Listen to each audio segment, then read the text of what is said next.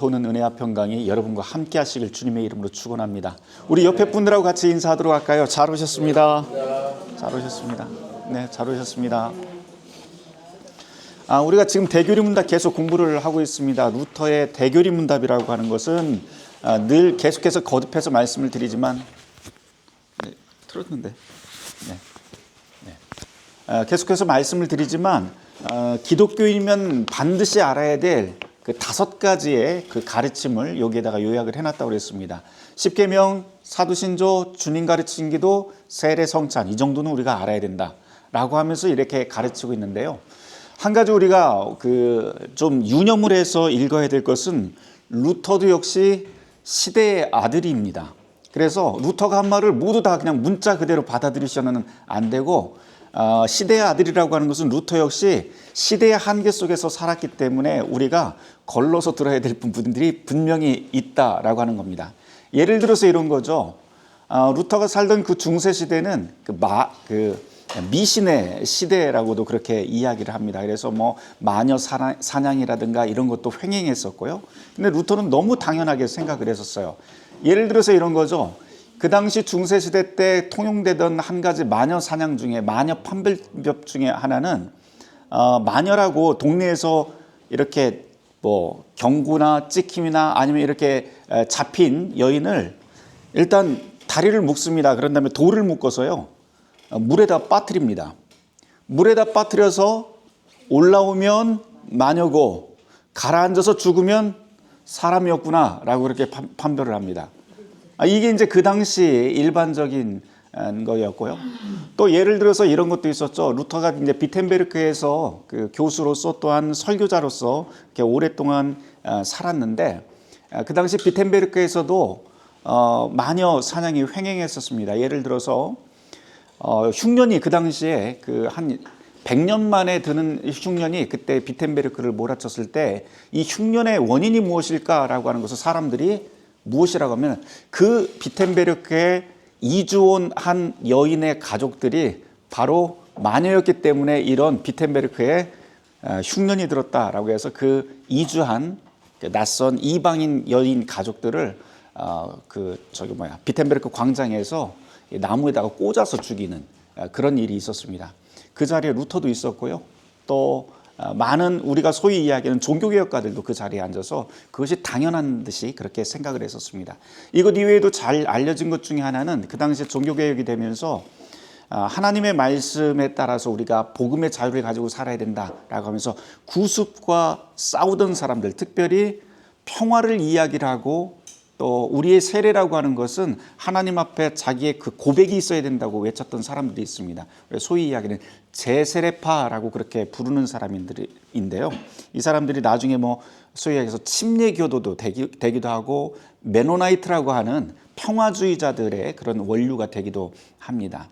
이런 사람들은 폭력을 사용하지 않았어요. 그래서 자기들이 그 저항권을 싸우려고 하지 않고 그냥 박해를 받아들이는 것이 자기네들의 운명으로 알았었습니다. 근데 루터와 개혁주의 진영에서 보기에 세례라고 하는 것은 하나님께서 명령한 것인데 그런 선물인데 어찌 감히 자기 스스로 고백한다고 하는 그 교회 전통을 거스리는 그런 일들을 하느냐 그러면서 교리를 위반하는 사람들을 붙잡아서 마녀 사냥을 하고 죽이고 참혹하게 한 그 역사들이 있습니다. 이 역사들이, 이 참혹한 역사들이 있는데 이것은 이제 2017년도에 우리가 죄책 고백을 하게 됩니다. 그래서 침례교도들에게, 메노나이트들에게 우리가 그 지난 역사에서 500년 전에 이러한 참혹한 일을 저질렀습니다라고 하면서 루터교회 그 지도자들과 교회가 함께 그분들에게 사죄하고 화해를 그 죄 용서를 고백하는 그런 시간들이 있었고요. 또 메노나이트와 그 침례교도들이 그것을 받아들인 역사도 우리에게 있습니다. 이렇듯 우리가 역사적인 문서들이나 이런 것을 볼 적에 특히 성경도 마찬가지이긴 한데요.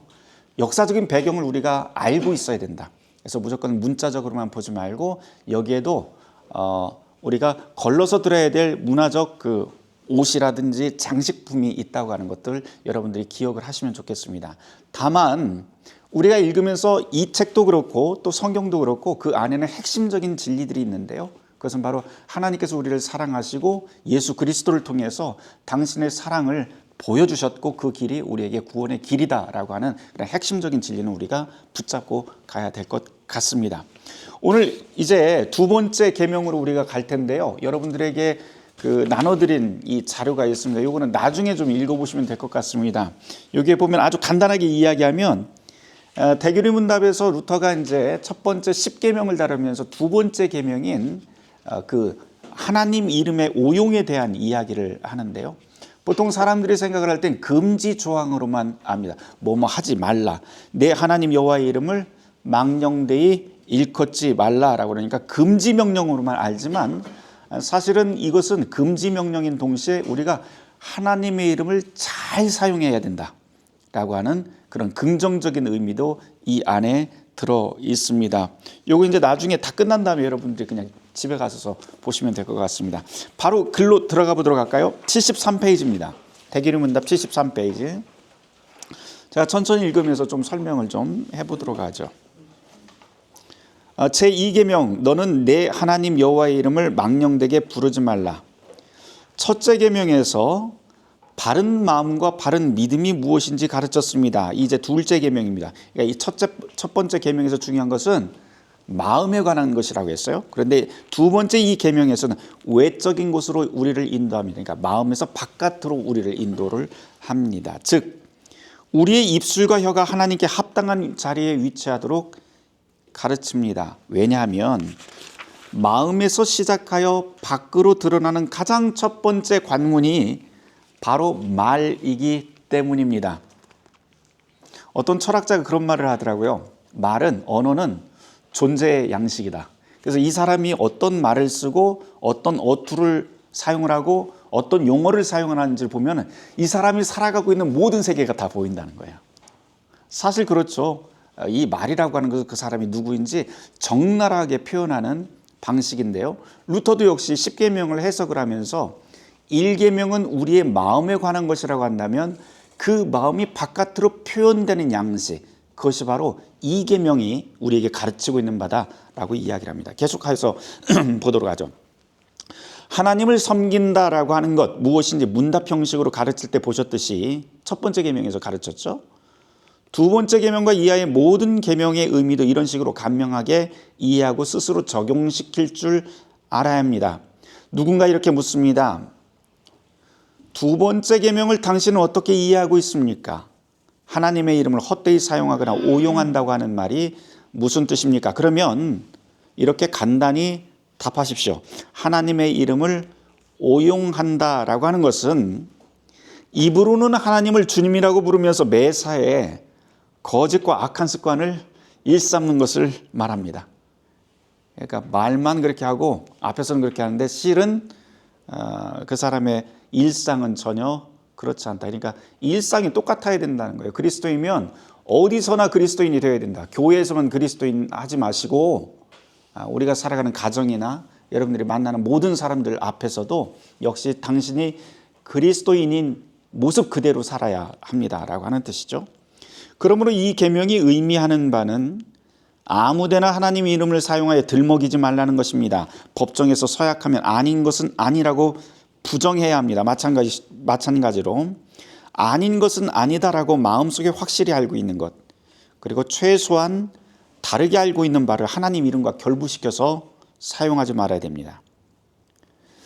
사람들은 하나님의 이름을 거짓이나 속임수에 이용하지만 그렇게 될 수 있는 성질의 것이 아닙니다. 이것은 이 계명이 보여주는 분명한 취지이고 그 이면에 담긴 의미입니다. 하나님 이름의 오용 빈도를 정확히 셀 수는 없습니다. 그러나 언제 어떤 경우에 하나님의 이름이 오용되는지 스스로 돌아볼 수 있을 겁니다. 간단히 말해서 하나님 이름의 모든 오용은 우선 돈과 재물과 명예와 관련된 세상사에서 드러납니다. 공적인 자리인 법정과 장터는 말할 것도 없고 그 외에도 하나님의 이름으로 서원하고 맹세하는 것 또는 내 영혼을 당신께 드립니다. 우리 성찬감사 기도에 나오는 그 구절인데요. 다시 말해서 심지어 성찬을 받는 그 순간에 그 자리, 다시 말해서 교회 안에서조차도 하나님의 이름이 오용됩니다라고 하는 말입니다. 특별히 두 사람이 은밀히 혼인을 서약하고 나중에 파기하는 경우, 이혼하는 경우, 요거 이제 결혼에 대한 문제인데요. 예, 좀 재미있는 것은 이 이제 루터가 이 결혼 이혼에 대한 이야기를 하지만 뭐 지금 시대하고 똑같이 이야기를 할 수는 없을 것 같아요. 그런데 이 당시 이제 중세 시대 1467년도에 탈 호퍼라고 하는 한스 탈 호퍼라고 하는 사람이 글을 쓴 재미있는 책이 하나 있더라고요. 거기에 보면 그 당시에도 이혼을 정식으로 할 수 있는 이혼법이 있었더라고요. 근데 이혼법이 너무 특이합니다. 이게 그냥 그 당시에 이제 사람들이 이 타로퍼의 책을 보고 과연 진짜로 이랬을까 의심도 품고 이거는 그냥 하나의 지역에서 행하던 일이다라고 이렇게 협소해서 이야기도 하고 하는데 어찌되었든 그 중세시대 실제로 있었던 일인 것은 사실이었던 것 같아요. 지금 이혼을 하려면 어떻게 하죠? 일단 법원에 가서 둘이 뭐 조정도 하고 대화도 하고 그러는 조정 기간이 있잖아요. 이 중세시대 때도 조정 기간이 있었던 것 같아요. 그래서 시청에 가서 이혼을 하겠다고 이야기를 하면 조정 기간을 둔 다음에 그 조정 기간 내에 조정이 안 끝나면 이제 공개적으로 이혼을 하게 되는데요. 어떻게 이혼을 하냐면 남녀를 둘이 모아놓고 결투를 합니다. 이혼 결투라고 하는 거를 해요. 마지막 목숨을 건 이혼 결투를 하게 됩니다. 그런데 어떻게 하냐면 남자와 여자가 싸우면 그게 잘 안 맞잖아요. 말하자면 여자가 불리하잖아요. 그래서 이 싸움의 조건을 평등하게 하기 위해서 구덩이를 하나 판 다음에 남자를 그 구덩이에 들어가게 합니다. 구덩이에 들어가서 반을 여기다 허리까지 묻어요. 그런 다음에 남자의 한쪽 팔을 뒤로 이렇게 묶습니다. 그런 다음에 몽둥이를 하나 줘요. 몽둥이를 하나 주고 여자에게는 뭐를 주냐면 여자에게는 자루를 하나 주는데 그 자루에다가 돌을 가득 넣을 수 있도록 자기가 넣을 수 있는 만큼 넣도록 합니다. 그런데 이 돌자루를 가지고 이제 둘이 격투를 시작을 합니다. 누가 이길까요? 여자가 이길까요? 남자가 이길까요? 그건 모르죠. 그런데 이 싸움이 끝난 다음에 승자와 패자가 갈리면 그때 어떻게 하냐면은 남자가 만약에 패배했다 그러면은 여자가 이겼잖아요. 이혼을 정당하게 받아들이면서 남자는 그 자리에서 참수를 해버립니다. 머리를 잘라버리는 거예요. 만약에 남자가 이겼다, 여자가 지고 아내가 지고 남자가 이겼다 그러면 여자는 산채로 생매장을 했대요. 이런 끔찍한 이혼 결투가 있었더라고요. 그래서 너무나도 끔찍해서 이게 정말로 있었을까라고 이렇게 학자들이 묻기도 하는데 어쨌든 야사입니다. 야사이니까 여러분들이 그냥 이런 일이 있었구나. 그래서 우리는 이혼 결투는 하지 말아야겠구나. 그 정도로 생각하시면 될 것 같습니다. 자, 계속 읽어보도록 하죠. 54번입니다.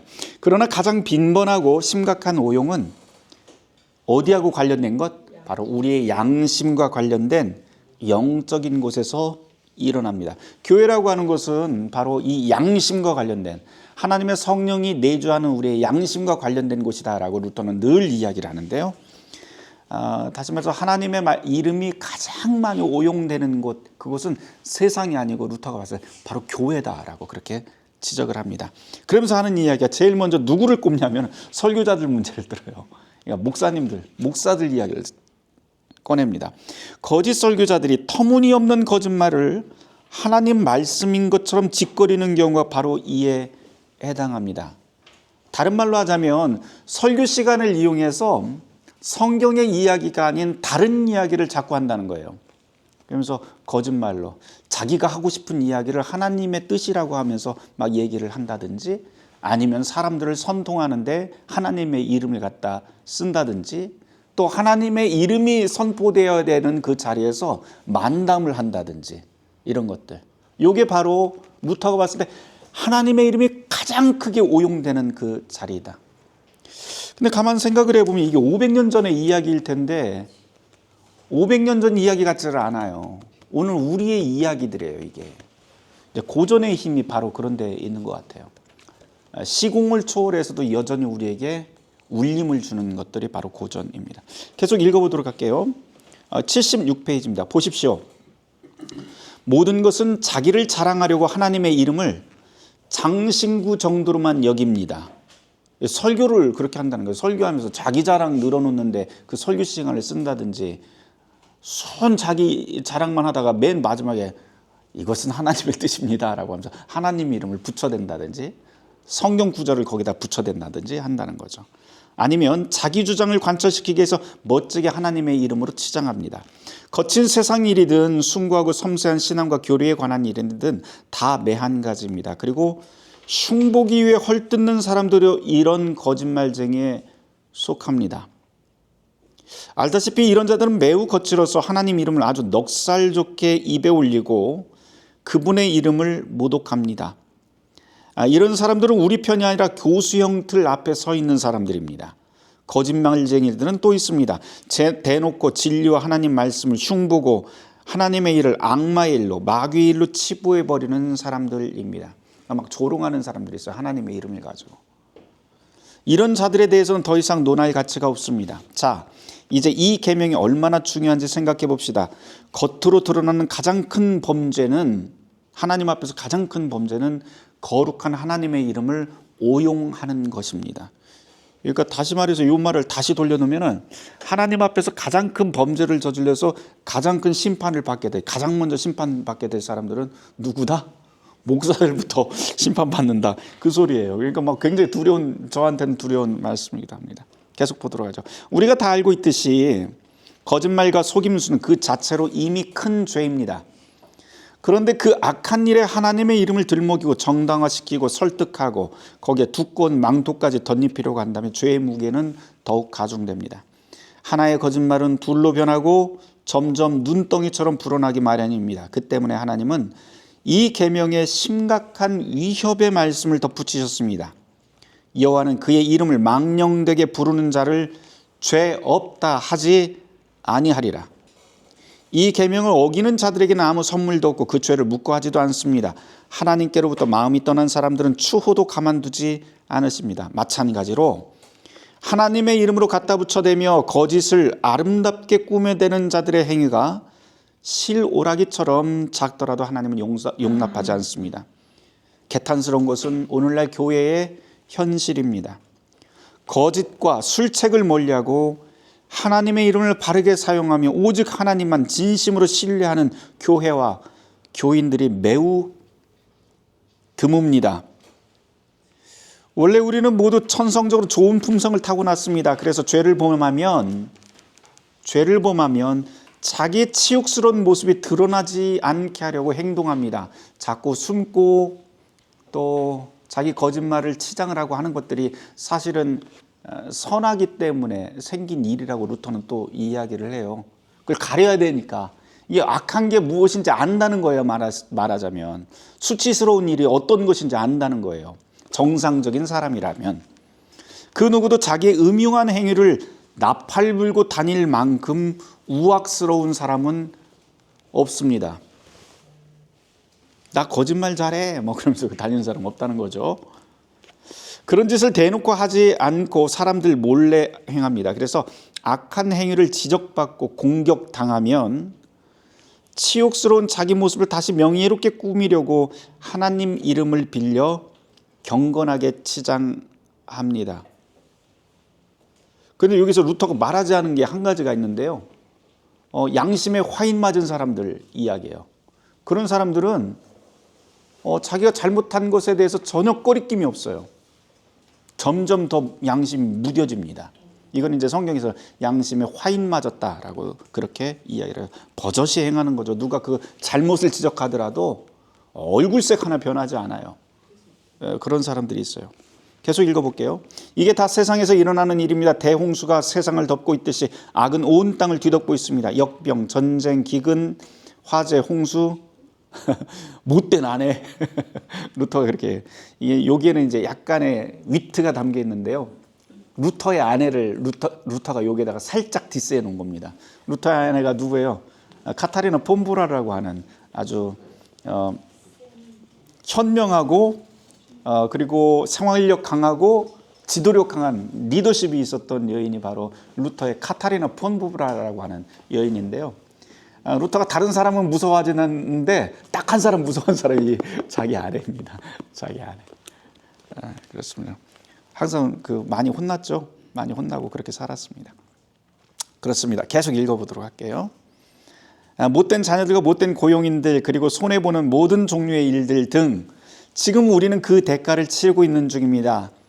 하나님의 이름을 오용하는 데서 오는 결과가 아니라면 도대체 이 많은 불행들이 어디서 오는 것일까요? 이런 악한 세상 가운데 버젓이 살아있다는 것만으로도 우리는 그냥 다행스럽게 여겨야 될까요?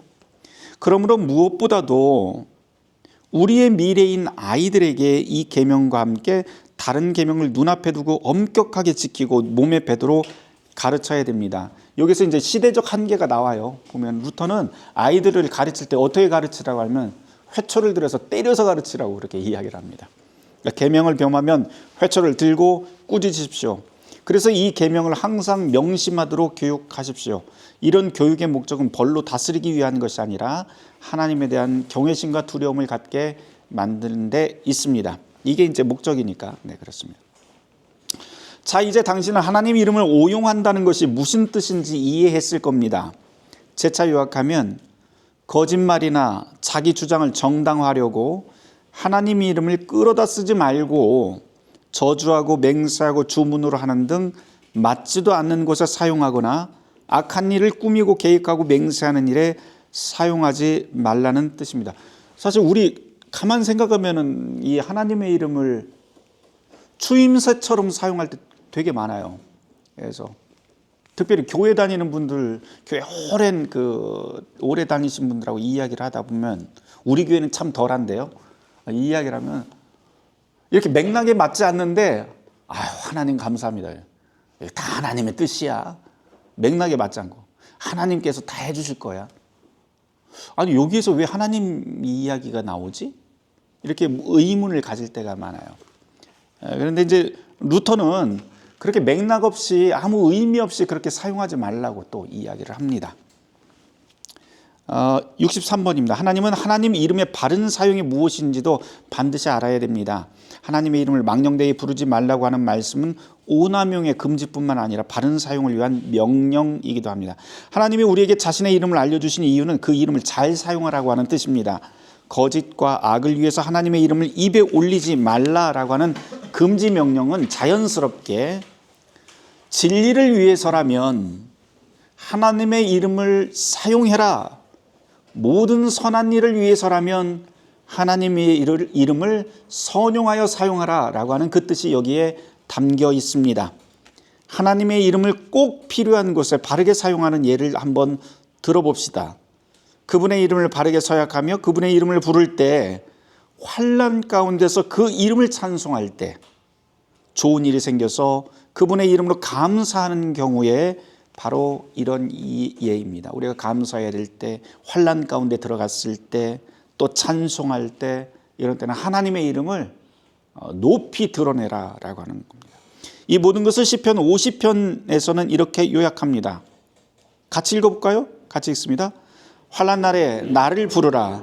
내가 너를 건지리니 내가 나를 영화롭게 하리라. 이게 이제 성경의 말씀, 우리를 위한 하나님의 복음의 약속이죠. 이 모든 것은 그분의 이름을 진리를 위해 사용하며 복되게 사용하라고 하는 뜻입니다. 이것은 이름이 거룩히 여김을 받으시오며 라고 하는 주님 가르친 기도와 동일합니다. 이제 당신은 이 계명의 전체 내용을 설명할 수 있을 겁니다. 이제껏 많은 교회 교사들을 괴롭혔던 문제가 아주 쉽게 풀립니다. 왜 복음서는 맹세하지, 하나님의 이름으로 맹세하지 말라라고 하는 구절이 있잖아요.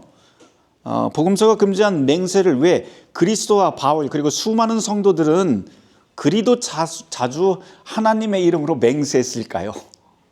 둘이 모순이잖아요. 어떻게 보면. 그런데 그게 이제 교회 교사들이나 설교자들 그리고 교인들을 가르쳤던 괴롭혔던 문제 중에 하나라고 루터는 이야기하면서 그 이유가 바로 여기에 있다라고 설명을 합니다. 짧게 답하면 이런 것입니다. 악을 위해서는 맹세하지 말아야 합니다. 다시 말해서 거짓말하거나 불필요하게 또는 자기 이득을 위해서 하나님의 이름을 사용하지 말아야 됩니다. 그런 뜻이에요. 그러나 반대로 선한 일을 위해서는 맹세하고 이웃의 유익을 위해서는 하나님의 이름을 들어서 맹세해야 합니다. 자기 자신의 유익이 아니고. 이것이 바르고 선한 행위이며 하나님의 이름을 찬양하는 것이고 진리와 정의를 확증하는 것이며 거짓을 타도하고 사람들을 평화로 이끌고 순종을 만들고 분열과 다툼을 멈추게 하는 방법입니다. 왜냐하면 하나님은 당신의 이름이 불려진 사건 한가운데로 당신 자신을 옮겨놓기 때문입니다. 이게 놀라운 거예요. 이제 루터가 이야기하는 게 그냥 글로만 읽지만 한번 상상을 해보자. 하나님의 이름이 불려지는 그 자리로 하나님이 직접 오신다는 거예요. 우리가 찬송을 할 때, 하나님의 이름을 찬송할 때 그 자리로 바로 우리 입술 가운데 우리 앞에 그 울림이 있는 그 자리에 하나님이 오시고요. 우리가 환난 가운데서 하나님의 이름을 붙잡고 하나님, 이 상황 하나님 아니시면 누가 돕겠습니까? 하나님, 이 환난 중에 나를 건져내 주십시오라고 간절히 그 약속을 붙잡고 기도할 때 하나님께서 그 자리로 오신다는 거예요. 이게 이제 루터가 믿고 의지하는 바로 이 계명에 대한 해석이라고 할 수가 있습니다. 당신의 이름이 불려진 사건 한가운데로 하나님은 당신 자신을 옮겨 놓습니다. 그곳에서 하나님은 정의와 불의, 선과 악을 철저히 가르치십니다. 거짓 맹세하는 자들은 그 맹세로 인해서 하나님의 판단을 받게 되면, 그러니까 다시 말해서 거짓말하면서 하나님의 이름을 들먹거리면은요, 하나님이 그래도 그 자리 가신대요. 그런데 그 자리에 가셔서 거짓과 선을 판단을 하시고 심판하시는 하나님으로 등장하신다라고 하는 겁니다. 이때 하나님의 징벌을 면치 못합니다. 비록 징벌이 오랫동안 더디게 나타나는 것 같더라도 결국 벌을 받게 됩니다. 우리의 눈으로 보기에는 아니 왜 저런 악한 사람에게 하나님께서 심판을 안 하시지? 라고 이야기를 하지만 우리의 시간과 하나님의 시간은 다르다. 하나님께서는 가장 적절한 때 하나님의 방법으로 반드시 심판하신다라고 하는 겁니다. 거짓 맹세로 얻은 모든 것은 결국 손바닥 밑으로 다 녹아내릴 것입니다. 손에 딱 쥐었는 줄 알았는데 기름처럼 다 흘러내린다는 거죠. 더 이상 어떤 기쁨도 누리지 못하게 될 것입니다. 저는 이런 예를 사람들의 결혼 서약을 깨뜨릴 때마다 수없이 경험했습니다. 서약을 파기한 후 행복하고 건강한 나날이 더 이상 지속되지 못하고 결국 영육이 그들의 재산과 함께 고통의 나락으로 빠져들고 말았습니다. 그러므로 거듭 당부하고 권면합니다. 우선 아이들이 거짓말할 때 제때 경고하고 두렵게 하며 제지하고 벌을 주면서 이 계명을 몸에 익히게 하십시오. 제가 슬기 이렇게 키우면서 슬기한테 늘 하는 이야기가 있어요. 아빠는 다른 거는 다 허용하는데 다 아빠가 넓게 다 허용할 수 있는데 두 가지는 아빠가 허용을 못해 그러고 이야기를 해요. 그래서 아빠가 뭐 허용하지 않는 아빠가 화내는 거 뭐지? 그러면 슬기가 딱 얘기해요. 거짓말하는 것, 예의 없는 것. 요 두 가지. 요거는 사람이 살아가면서 그리고 하나님 앞에서 그리고 사람 앞에서 살아가는데 가장 기본이다. 저는 늘 그렇게 생각을 하고 슬기한테도 그렇게 가르치는데요. 루터도 그 이야기를 하는 거예요. 지금 계속 한번 해보도록 하죠. 우선 아이들이 거짓말할 때 제때 경고하고 두렵게 하며 제지하고 벌을 주면서 이 계명을 몸에 익히게 하십시오. 특히 이것을 통해 아이들이 하나님의 이름을 입에 올리는 것이 얼마나 두려운 일인지 알게 하십시오. 어른들이 아이들을 그대로 방치하면 장래에 성인이 되었을 때 선한 것이라고는 아무것도 보지 못하게 될 것입니다. 종종 우리 그런 경우를 봐요. 아이들에게는 자율성, 자유 이런 것이 중요하다. 중요하죠. 그런데 자칫 우리는 아이들을 방치하거나 방종에 빠지게 할 수도 있다고 하는 것도 우리가 생각을 하셔야 돼요. 그러니까 자유와 그리고 책임 사이에서 우리가 그 균형을 잘 이루게 하는 게 사실은 어른들의 몫입니다.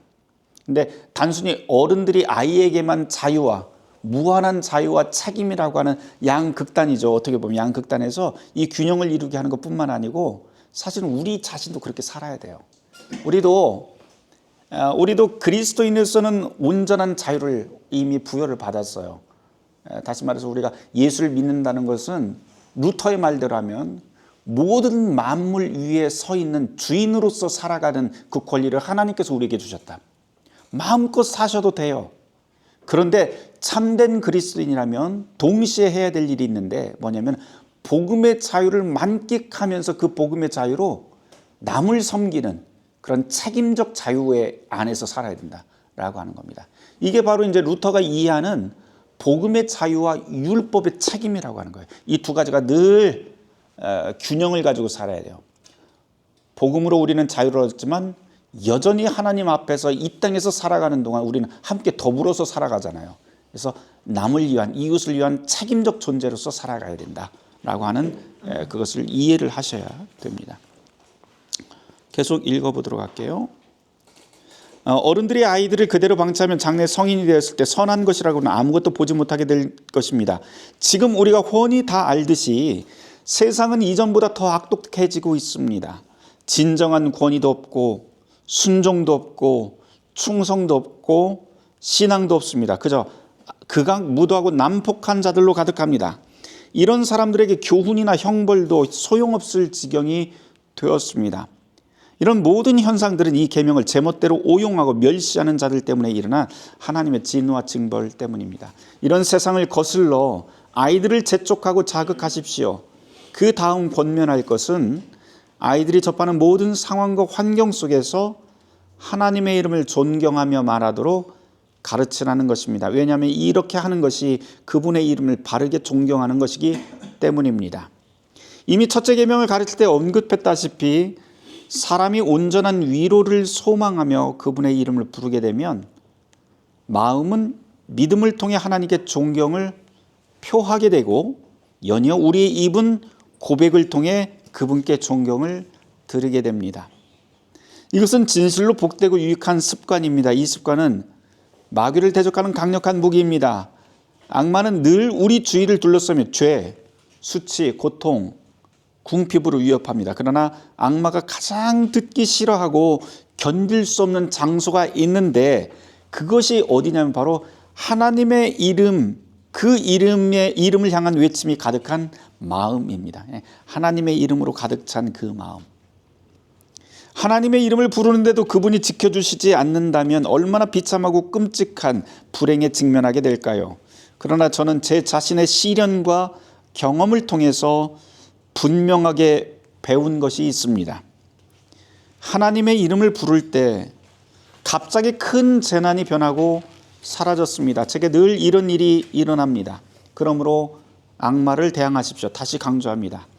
거룩한 이름을 항상 입에 두십시오. 악마는 우리를 상하게 하려고 덤벼드나 결코 그렇게 할 수 없습니다. 제가 지난주 그 설교 때도 잠깐 말씀을 드렸지만 이 대규리 문답이 나온 시기가 매우 의미가 있습니다. 1529년도에 나오는데요. 1529년도면 종교개혁이 시작된 지가 1517년이잖아요. 그러니까 한 12년이 지난 상황이에요. 요거 쓴 거는 뭐 딱 10년 지나서부터 쓰기 시작한 거니까 그냥 10년 만에 일어난 사건이라고 보면 됩니다.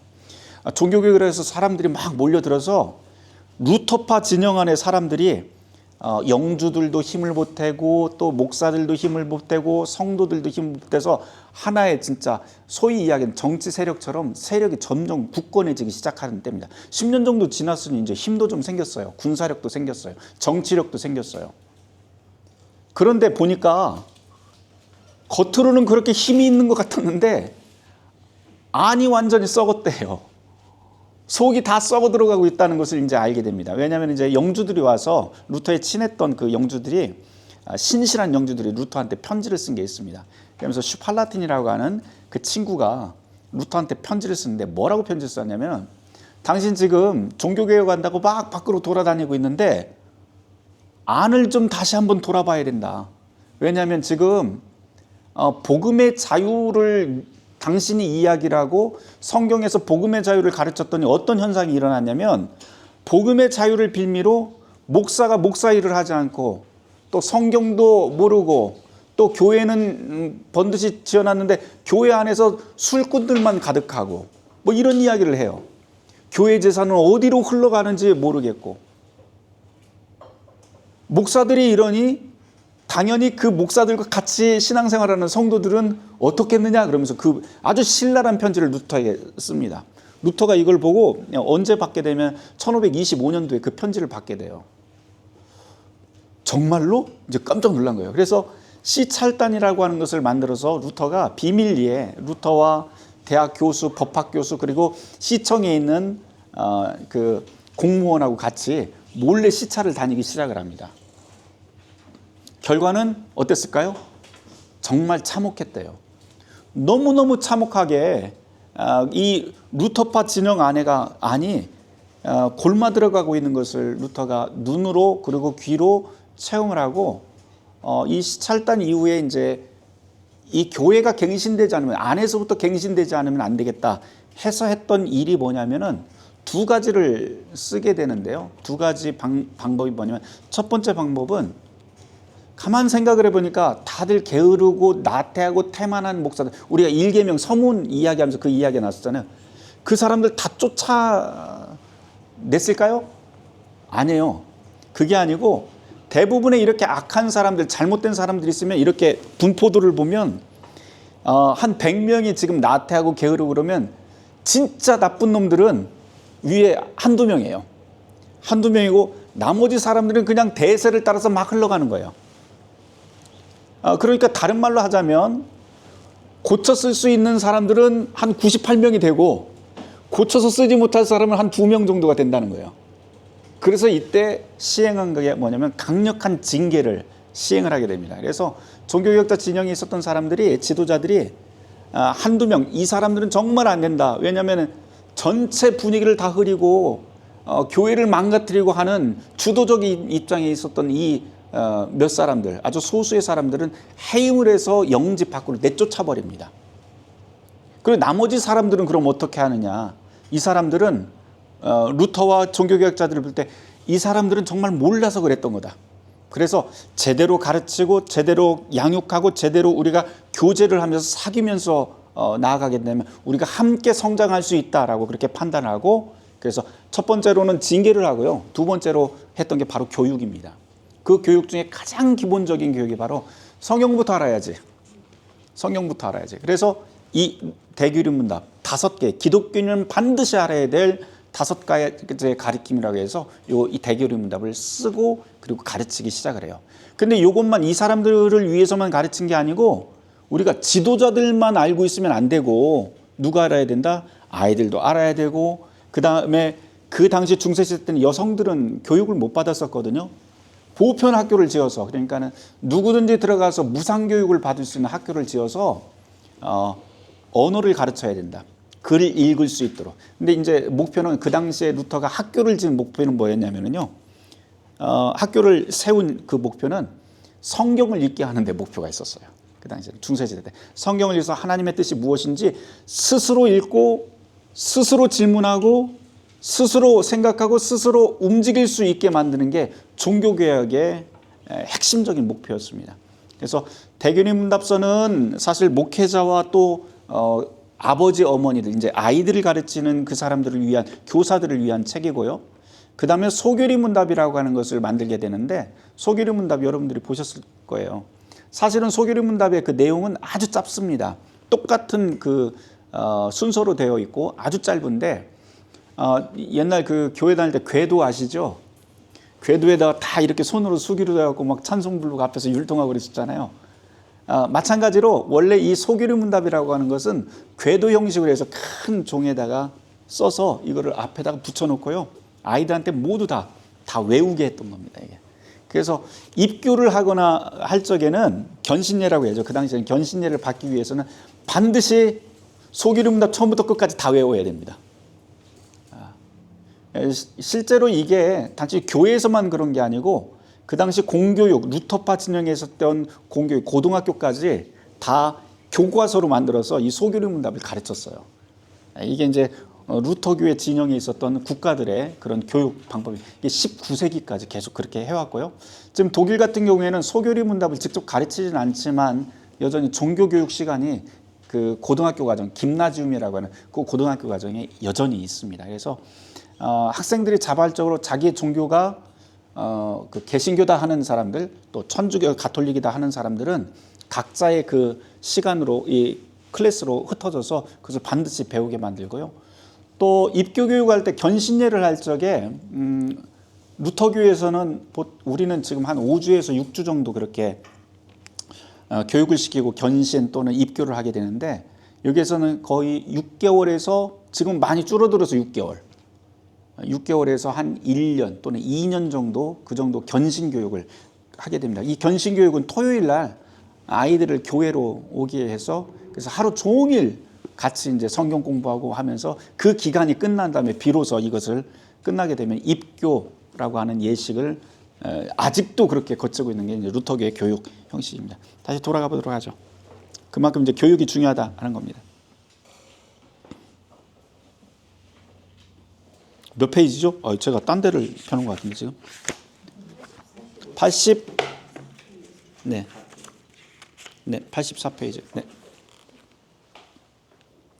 73번. 우리의 영과 유혹, 아내와 자녀, 고용인과 모든 소유물을 매 순간 하나님께 의지하고 맡기는 습관이 생기도록 힘쓰십시오. 갑작스레 닥칠 모든 환난을 이기게 합니다. 이런 이유로 우리는 식사 전으로 감사 기도를 하고 잠자리에 들 때나 아침을 맞이하며 기도하는 것입니다. 여러분들 하루에 고정적으로 기도하는 시간 얼마나 되시는지 모르겠어요. 일단 뭐 식사 기도는 다들 하실 텐데 우리는 식전 기도, 저는 이제 식전 기도만 하는데요. 루터 당시에는 식전 기도, 식후 기도도 하고요. 아침에 일어나서 기도하는 거 잠깐 기도하고 잠자기 전에 기도하고 뭐 이런 것들 늘 습관적으로 우리의 습관에 배일 수 있도록 그렇게 영성 훈련을 하는 것. 습관은 곧 영성이다 라고 하는 말이 있을 정도로 습관은 굉장히 중요합니다. 더 나아가 십자성호 긋는 습관도 마찬가지입니다. 이 습관은 사람들이 무섭고 끔찍한 일을 보거나 듣게 되었을 때 주 하나님 보호해 주소서 또는 도우소서 사랑해 주 그리스도여 라고는 말을 할 수도 있게 합니다. 또한 그 반대의 경우도 마찬가지입니다. 아주 사소한 일일지 모르겠지만 생각지 못한 행운을 만나게 되었을 때 찬양과 감사를 하나님께 드립니다. 또는 이것은 하나님께서 저에게 베푸신 것입니다. 와 같은 외마디 기도를 즉각적으로 할 수 있는 이유는 어려서부터 몸에 밴 습관 때문입니다. 여러분들 십자성은 이제 뭐 어떻게 하세요? 그 주일날 보면 제가 앞에서 집례할 때 성부와 성자와 성령의 이름으로 이렇게 하면은 어떤 분들은 이렇게 따라서도 하시고 또 여기서부터 하시기도 하고 어떤 분은 이게 어떻게 하는지 몰라서 그냥 저거 똑같이 이렇게 해요. 이렇게. 그런데 요거는 하나 통일을 하시면 좋을 것 같아요. 이건 해도 되고 안 해도 되는 건데 일반적으로 루터교의 그 전통 안에서는 십자성호라고 하는 루터교회뿐만 아니고 교회 역사에서 십자성호라고 부르는 것은 기도입니다. 기도. 몸기도라고 그렇게 불렀어요. 그래서 우리가 말로 하는 기도도 있지만 몸으로 하는 기도도 있는데 위급할 때 말이 안 나올 때도 있어요. 그때는 몸으로 또는 손짓으로 하는 기도 중에 하나가 바로 이 십자성호입니다. 보통 머리 그리고 가슴 명치 그다음에 왼쪽이 아니고요. 오른쪽부터 갑니다. 루터교회는. 원래 이제 이게 교단마다 조금씩 달라요. 교파마다. 예를 들어서 정교회 같은 경우에는 오른쪽 어깨부터 갑니다. 오른쪽 어깨, 왼쪽 어깨 이렇게. 그러니까 성부와 성자는 하늘에서부터 땅으로 그리고 성령은 사람과 사람을 이어준다라고 하는 뜻이에요.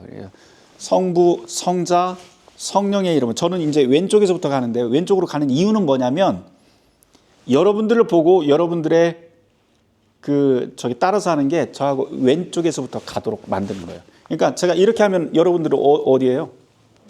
그렇죠? 그쪽에서부터 가는 거죠. 그래서 이렇게 갑니다. 그래서 집례자는 반대로 합니다, 보통.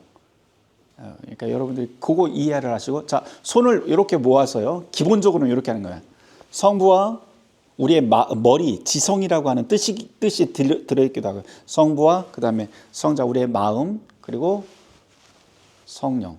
성령께서는 우리의 모든 것을 이어주십니다라고 하는 그런 기도입니다. 근데 이런 그 큰 뭐 대성호라고도 하는데 이 대성호 말고 소성호라고 하는 것도 해요. 보통 어떻게 하냐면은 이렇게 하는 경우도 있습니다. 이렇게 이마, 입 그리고 가슴 이렇게 해서 우리의 지성과 우리의 입술과 우리의 열정 모든 것을 하나님께서 삼위일체 하나님께서 우리를 지켜주십시오 이렇게 하는 성호경이라고도 그렇게 부르는데요.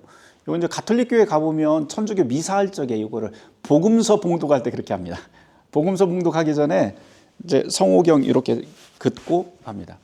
이거 말고도 변형된 것들은 굉장히 많아요. 그러니까 뭐 여러분들이 아무렇게나 하셔도 되고요. 근데 이제 저 같은 경우에는 저는 이제 개인적으로 누가 가르친 건 아니지만 개인적으로 어디 가서 중요한 설교라든지 아니면 중요한 강연이라든지 이런 걸 해야 될 때 저 몰래 그냥 제 입술을 지켜주십시오 그러면서 입술에다 대고 이렇게 하고 딱 올라갑니다. 그런데 그때 참 개인적으로 저는 위로가 많이 되고 또 하나님께서 나를 지켜주신다라고 하는 그 몸으로서의 기도로 그렇게 저는 받아들이곤 합니다. 손 모양도 이해할까요? 교회 그 역사를 보면 신앙의 표현으로서 단순히 말로만 하는 건 아닙니다. 그래서 몸짓이라든지 상징이라든지 이런 것을 굉장히 다양하게 사용을 하는데요. 특별히 이 성호를 할 적에 손 모양 중에 손을 다 펴는 것은 하나님의 영광, 하나님의 능력이라고 하는 그런 의미가 있어요. 그래서 보통 집례자들은 이 안쪽으로 하나님께서 나에게 주시는 그 능력, 그리고 하나님의 성부, 성자, 성령의 삼위일체 하나님이 나를 보호하십니다라고 이렇게 손을 안쪽으로 하는 경우도 있지만 보통 집례를 할 때는 손을 이쪽으로 합니다. 누구를 향해서? 회중을 향해서 하나님의 대리자로서 한다고 하는 그런 표식으로 이렇게 합니다. 그러면 여러분들은 손 모양은 어떻게 해야 될까요? 손은 여러분에게 향하는 겁니다. 여러분에게 향하고 집례자는 이쪽으로. 그리고 손은 이것은 하나님의 능력, 하나님의 권능이라고 한다면 제가 하는 손 모양은 이렇게 합니다. 요거는 삼위일체 하나님이라고 하는 그런 뜻이고요. 그래서 또 이런 모양도 있어요. 종종. 요 모양은 뭐냐면은 참 하나님이요 참 인간이신 예수 그리스도라고 하는 표현입니다. 그래서 보통 이 손 모양을 써서 손 모양을 쓰는 경우는 언제냐면은 성찬할 때, 성찬 집례할 때 뭐 이렇게 십자성호를 긋는다든지 할 적에는 이렇게 보통 집례자들이 그렇게 합니다. 유심히 보시면 그런 것들을 여러분들이 캐치하실 수 있을 것 같아요. 네, 계속 읽어보도록 하겠습니다. 금식하고 아이들이 이전에도 아이들이 성 니콜라우스가 누구냐면 여러분 산타클로스 아시죠? 네, 산타클로스가 성 니콜라우스입니다. 니콜라우스나 다른 성자들을 본받아 금식하고 기도하는 습관을 길러왔던 것 아실 것입니다. 하나님께서 이런 습관을 수도원 생활이나 카르투지오 은둔 수도사의 거룩한 생활보다 더욱 기뻐하십니다. 잘 보십시오. 우리 모두 어린아이들의 눈높이에 맞춰 하나님을 두려워하고 존경할 수 있도록 양육할 수 있습니다. 이를 통해 아주 작은 삶의 구석에서도 첫 번째, 두 번째 계명이 입에 오르도록 늘 행동으로 드러나게 될 것입니다. 이런 교육은 뿌리가 단단히 박히고 자라서 좋은 열매를 맺는 것에 비유할 수 있습니다. 아이들이 자라게 되면 결국 나라는 인재를 얻는 기쁨을 누리게 될 것입니다. 물론 아이들이 좋아할 만한 것으로 바르게 양육하는 것이 중요합니다. 선하고 유쾌한 방법을 사용한다면 누구라도 습관을 형성시키기 쉽습니다. 아이들을 회초리로 강요하고 훈육하면 결코 좋은 결과가 나오지 않습니다. 기껏해야 매를 맞는 그 순간만 착한 척하기 때문입니다. 제가 말하고자 하는 것은 그 반대입니다. 양육은 회초리가 아니라 진심 어린 마음에서 시작해. 루터가 항상 강조하는 게 바로 이런 거예요. 마음, 우리의 마음, 진심이어야 된다. 진심은 통한다라고 하는 거. 회초리보다 하나님을 더 두려워하도록 가르치십시오. 저 역시 이 모든 것을 어린아이들의 눈높이에 맞춰 아주 쉽게 말하려고 합니다. 아이들에게 설교할 때는 아이들의 언어를 사용해야 합니다. 자, 결론입니다. 우리는 앞에서 하나님 이름의 오남용을 피하고 바르게 사용하는 방법을 배웠습니다. 이 계명의 가르침은 단순히 말의 사용에 국한되지 않습니다. 습관을 형성하고 삶에 녹아들게 하라는 것입니다. 분명히 명심할 것은 하나님의 이름을 바르게 사용하면 하나님이 진심으로 기뻐하시고 그 사용에 대해 풍성히 갚아주신다고 하는 사실입니다. 반대로 하나님의 이름을 오용하는 자는 무섭게 벌하십니다. 이게 이제 이 계명까지인데요. 저는 이 계명 보면서 가장 좀 인상적인 구절 또는 인상적인 가르침은 우리가 하나님의 이름을 부를 때 하나님이 그 자리로 오신다. 우리가 하나님의 이름을 부를 때 하나님께서는 그 자리로 오셔서 우리를 당신의 눈동자 앞에 세워놓으십니다. 그런 다음에 하나님 당신의 일들을 시작을 하십니다. 루터가 믿고 있었던 그 하나님, 그리고 그 하나님의 이름을 우리가 신앙 가운데 정말로 선하고 바르게 사용할 수 있기를 다시 한번 여러분들에게 주님의 이름으로 축원합니다. 기도하겠습니다.